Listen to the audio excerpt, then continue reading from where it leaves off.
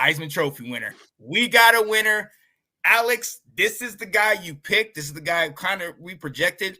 And after he had that game where he had over 300 yards passing, 200 on the ground, I just don't think there was. I think that was the race right there for me. I saw a lot of good things for other people, but that game was one of those video game, where you put up video game numbers and you're just like, give it to him already. Yeah. So what do you think about this, man? Well deserved, or what do you think? Oh, absolutely well deserved. The guy puts up video game numbers week after week after week. And for me, the real nail in the coffin for everyone else was that Pac-12 championship game where neither Nix nor Penix really stood out. As we've said time and time again, Penix kind of didn't necessarily struggle late in the season, but didn't have that Heisman second half of the season that he really needed. And Bo Nix was consistently really good, but in those brightest moments, he didn't take that next step that it really takes to get the Heisman. So yeah, to me, Daniels was absolutely the right choice. And when you stack him up against other Heisman winners, he's like top 3 in every statistical category. Every Heisman winner ever. So yeah, absolutely deserving for me.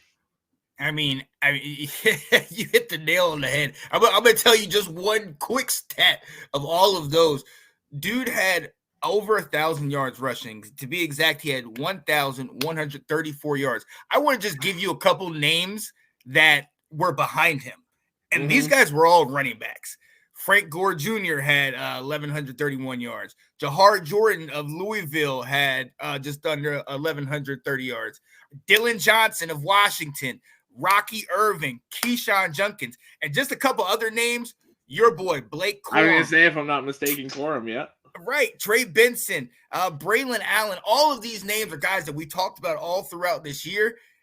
This guy at quarterback got more than them, and not to mention just blew it up in the passing game. Look, he's one of only 3 members of Louisiana State to win the Heisman. You got to go all the way back to Billy Cannon back in the day, then obviously Joe Burrow recently, and then Jaden Daniels. I gotta ask you a question. I don't know if you saw this on Instagram, but they showed a video of it was Arizona State. It was in the locker room right after he took. Did you see that? Yeah. To me, that was, and I don't think Daniels would be the guy to do this, but it was kind of one of those moments that warranted like walking back in and kind of like flipping the bird or like, what's up? Like, right. Sticking it back to them. Like, that's one of those situations where in my speech, I'm just going to be like, I really want to shout at LSU, but, I really want to shout at Arizona State. They were just really classy and they helped me out a lot. And just pause and look at the camera for a second.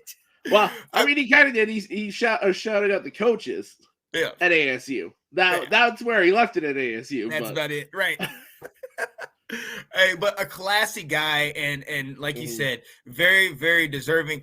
Somebody was asking, and I heard about it over the radio. They were talking about who would you say would be a comparison? They said it was Marcus Mariota. Who do you think would be this guy's a comparison to from years past? NFL comparison or a college comparison? Coming into the league comparison. So maybe like, like look at, like the comparison he said was Mariota because of the RPO action, the ability to move that offense very quickly. I don't know if that translated into the pros as well, but who do you think, like coming out of college, that this could be?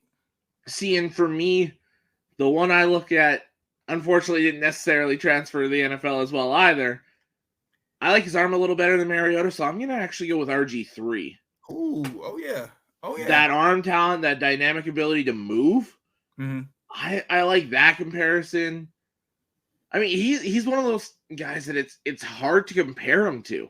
Right. Like, because he's not just one and he's not just the other. You know what I mean? It's not just like, oh, he's got speed and he's got moves and he can run like a Vic McNabb or, these guys that can scramble.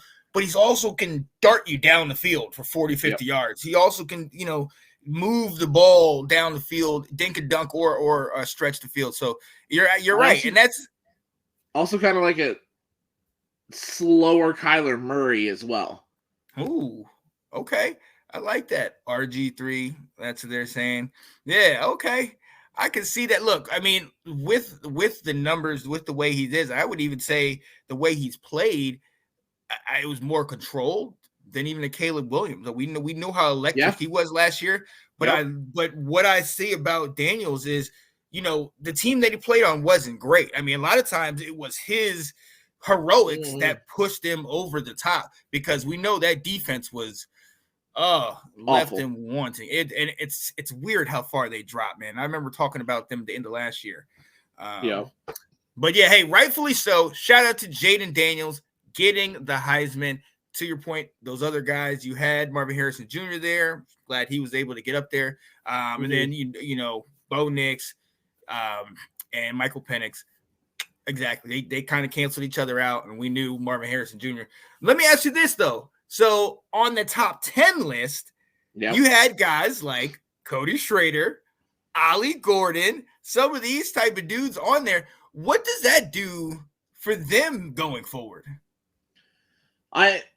It depends a lot on which route they're going. I think for the guys like Schrader and Corum who are out the door, I think it gives them that little extra boost. I mean, obviously they put it all on tape this year. They were both phenomenal players. And two different styles of players, which I kind of like.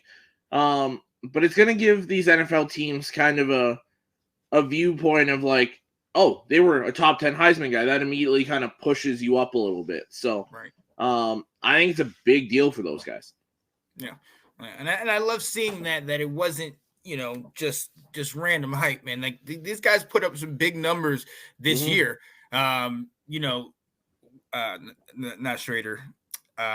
Gordon actually had the most rushing yards in the country this year. And unfortunately, because of, the season, how it ended, kind of getting blown out in the Big 12 championship and then that BYU game, a lot of people kind of sleep on it. But he had numbers that were in comparison to Derrick Henry in his Heisman year. So yeah, he was phenomenal this year. Oh yeah, and added 20 rushing touchdowns to it. So I'm glad he got that definite notoriety. Absolutely,